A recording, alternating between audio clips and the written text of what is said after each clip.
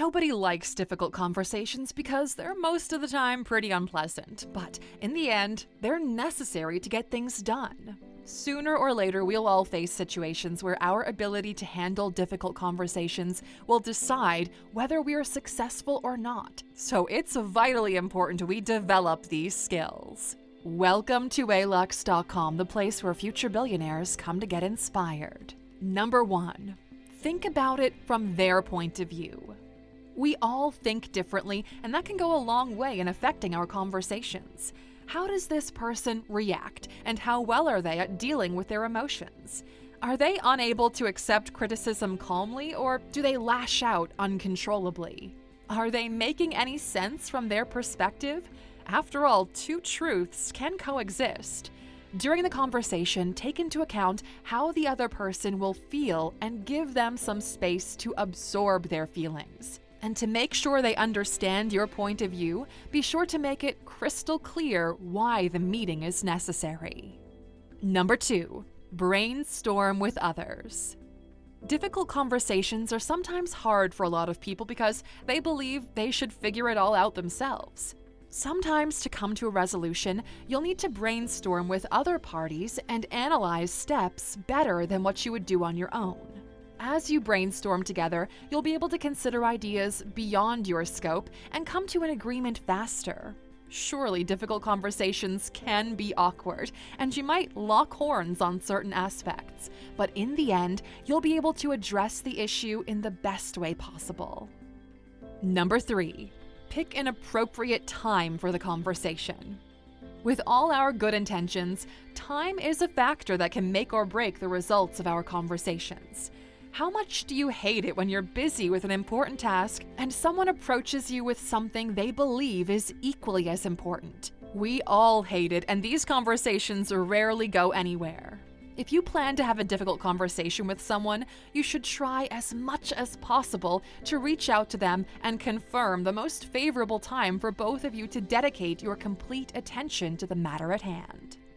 And on a similar note, number 4, select the appropriate location for the talk. Just as you can't have a meeting in a public train system, there are many other places that shouldn't be used for difficult conversations. If you want to talk about something personal with a staff member, instead of saying it in public for all to hear, you could have them come into your office for a private discussion. When you put into consideration the location, they'll be able to achieve much more just by all parties involved being more relaxed. Number 5, put effort into listening. Making difficult conversations requires active listening, and to do this, you have to pay attention to what a speaking partner is saying. It doesn't matter how much you agree or disagree, the validity of their argument isn't as crucial as you would believe. Even if the person doesn't have a history of providing solutions, simply listening can make a huge difference in how the conversation will end. People express long-held demands and complaints when they feel completely listened to, so make an effort to not interrupt others. Number 6, be adaptable while keeping your objective in mind.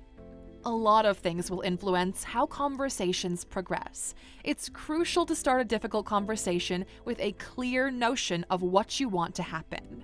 Once you have a better grasp of the other person's perspective, be prepared to make a compromise. After all, the goal in the first place is to come to an understanding.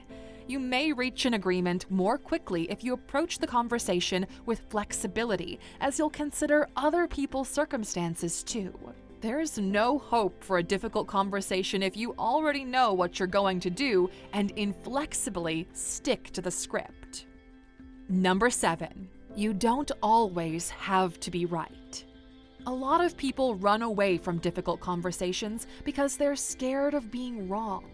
We often get serious about things that matter to us the most, and our will to be right can cloud our judgment and sometimes derail us from having proper conversations. If you're having a difficult conversation, remember the goal is to solve an issue and not prove yourself right. It doesn't matter who's right and who's wrong as long as you're collaborating and integrating points to achieve innovative solutions. Number 8, do not stray from the current issue. There's nothing more unproductive than a conversation that continually strays off into unnecessary and irrelevant topics. When we have difficult conversations, especially with someone we don't get to speak with often, we might be tempted to address other issues once and for all, but that will only end up jeopardizing your progress. If the other person brings up topics that are not relevant to this discussion, you can politely say, "Let's speak about that item another time," or "I'd be pleased to talk about that topic tomorrow," to keep the conversation on course. Number 9, be consistent. Consistency plays a vital role in having useful conversations. Now, when we say consistency, it refers to how you treat people and the environment you create for the conversation to happen. If you treat people consistently, they will open up to you and speak their mind. If the conversation involves more than 2 parties, you should be consistent in dealing with everyone involved without favoritism, and you should also push the discussion according to the rules and policies. Number 10, fight fair. A difficult conversation is quickly destroyed by accusations. The moment you try to play the blame game, everything goes south and disintegrates into an argument. When you're having a difficult conversation, remember to fight fair, because escalation will only destroy any progress you'd managed to make up to that point, and there is no point in talking if you're just going to make matters worse. Number 11, take a break if you need to. You must have experienced this at least once in your life, where a 5-minute break will give you a completely different view of the problem. Sometimes it feels like nothing is happening, even if you're doing everything you can to have a productive conversation with the other person. Your conversation could become too heated to continue no matter how hard you try. You can take a break, though, to relax and rethink things. Bring up a topic when you're both at ease and have had a time to re-strategize. Number 12, initiate the discussion the right way. Some people hesitate to initiate difficult conversations because they don't know how to go about it. The genuine and courteous way is to be straightforward and schedule a meeting.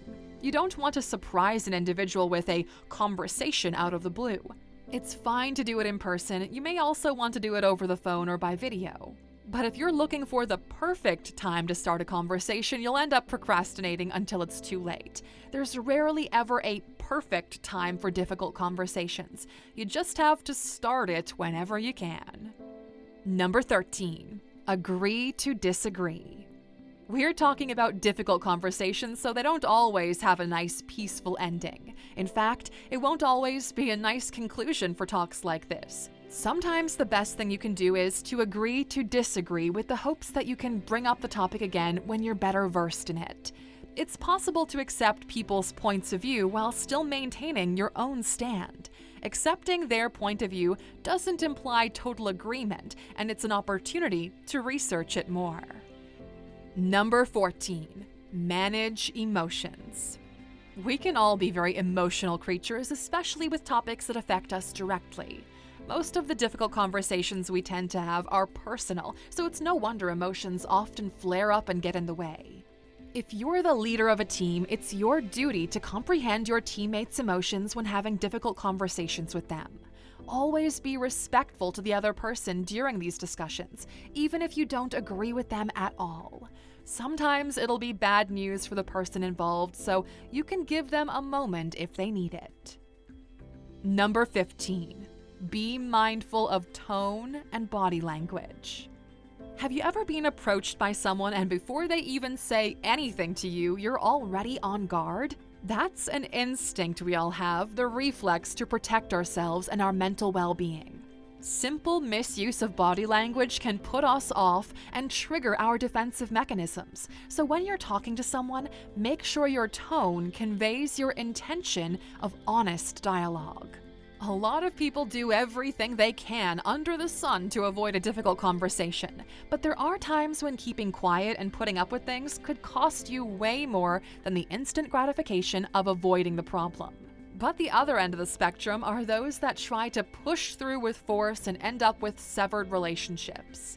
We frequently feel uncomfortable when we start a conversation like this, especially if we're afraid of starting a big argument.